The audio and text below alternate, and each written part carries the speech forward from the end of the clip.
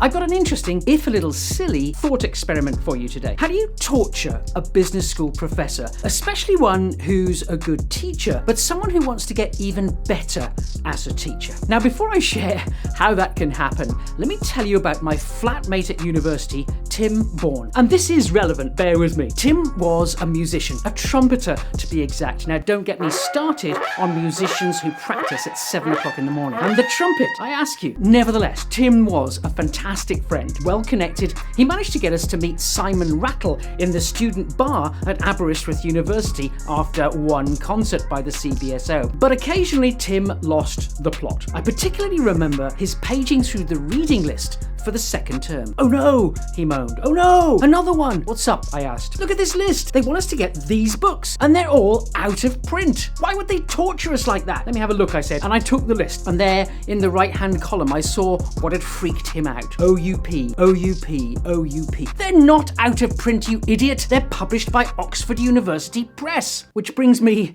to Teaching and Learning at Business Schools by Per Martinson, Magnus Bildt, and Christina Nilsson. Its subtitle is Transforming Business Education, and it's a fantastic book for business school professors with chapters, I'm just going to read the table of contents. Part 1 is on Inside the Classroom, and the first chapter is Teacher as Facilitator of Learning by Chris Kelly at MIT. Chapter 2, Teaching Actively by Mel Silberman, amazing tutor trainer. Cameron Kashani, My Biggest Mistakes in Teaching Cases, the challenge of teaching soft subjects to MBAs, team teaching, transformative management education by Johan Roos, theatre as a learning method, teaching large cases by Aswath Damodran. I had the great fortune to have this, to hear this session at the International Teachers Program at NYU Stern.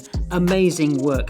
Teaching large classes, 800 people plus. Diversity dynamics in teaching. Teaching and learning in a multicultural environment. Reflections on working with gender issues in the business school classroom by Charlotte Holgerson. English in the classroom. Images of tutoring doctoral students by Udo Zander. This is outside the classroom now. Program design and management. Important considerations when starting programs. That's by Christina Nilsson, one of the authors. Managerial competency and learning management. Getting and giving feedback by Tom Pugel, director of the NYU Stern ITP, and Jan Schubert. Individual professional development coaching by Philippa Morrison and Per Martinson. Advice to a new teacher. International networks for faculty development. Pedagogical leadership. Learning styles as vehicles for pedagogical development. That's by Magnus Bildt and Per Martinson, the authors. And Mastering Business Action. Implications for management learning in business schools. Make no mistake, this is a fantastic book.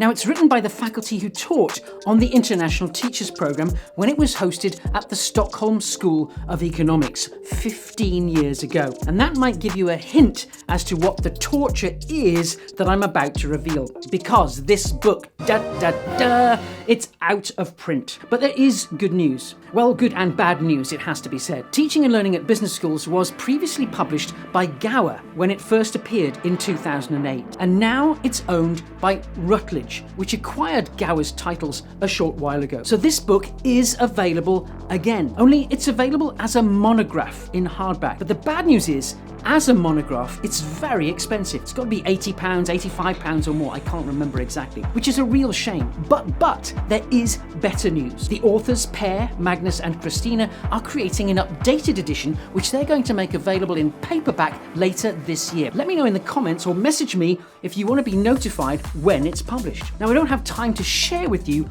all the lessons in this amazing book, but I do want to highlight one segment from the chapter by Professor Cameron Kashani from IMD, and he's one of the best case teachers in the world, by the way. The chapter is called My Biggest Mistakes in Case Teaching, which is honest and modest enough from someone who's sold more cases than almost anyone else in the world. And in mistake number 5, he talks about questions with right, wrong answers. And this, for me, is absolutely key in this chapter. Good discussion questions are the foundations of good case teaching. I hope we all understand that.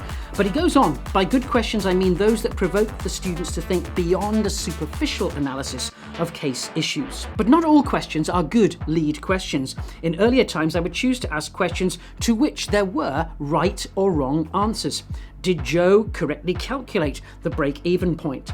Was Mary right in insisting on introducing the new product? Ironically, he says, I would fall back on closed questions when I found the class less than prepared to deal with the complexity of a case. I began to realize that the center of gravity in my classes was around me and not the students. This was good for my young and fragile ego, but I was not helping my students to develop their own independent judgment. And I think that's one of the things that has held me back over the years in doing more case teaching. But I will certainly come back and review my case teaching given Cameron's honesty in this chapter.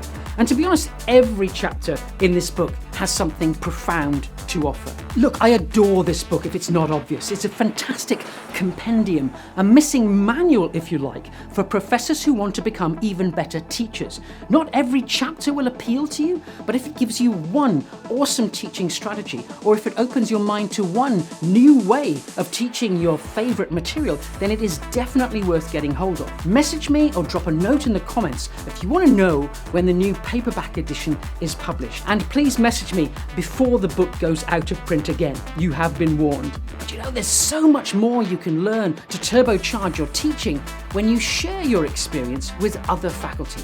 So if you want to discover more about the International Teachers Programme and what the most recent professors who attended thought of it, you need to watch this video right now.